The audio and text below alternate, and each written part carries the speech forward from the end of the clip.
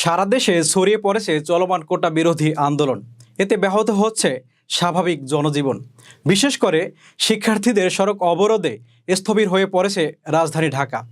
পাশাপাশি সর্বজনীন পেনশনের প্রত্যয় স্কিম নিয়ে আন্দোলন করেছেন বিভিন্ন বিশ্ববিদ্যালয়ের শিক্ষকরা। এমতাবস্থায় বৈঠক করেছেন সরকারের 5 মন্ত্রী প্রতিমন্ত্রী। আজ সোমবার দুপুরে রাজধানীর ধানমন্ডিতে আওয়ামী লীগ সভানেত্রীর রাজনৈতিক কার্যালয়ে রুদ্ধদ্বারে বৈঠক অনুষ্ঠিত হয়। আওয়ামী লীগের সাধারণ সম্পাদক, সড়ক পরিবহন ও সেতুমন্ত্রী ওবায়দুল কাদের, আইনমন্ত্রী আনিসুল হক, শিক্ষামন্ত্রী মহিবুল হাসান চৌধুরী নওফেল, শিক্ষা প্রতিমন্ত্রী শামসুন নাহার চাপা এবং তথ্য প্রতিমন্ত্রী মোহাম্মদ আলী আরাফাত এই বৈঠকে অংশ নেন। কি বিষয়ে আকস্মিক এই বৈঠক হয়েছে সে সম্পর্কে পরিষ্কার কোনো বক্তব্য দেননি বৈঠকে উপস্থিত মন্ত্রী প্রতিমন্ত্রীরা। তবে বৈঠকে কোটা আন্দোলন মূল আলোচ্য বিষয় ছিল বলে জানা গেছে।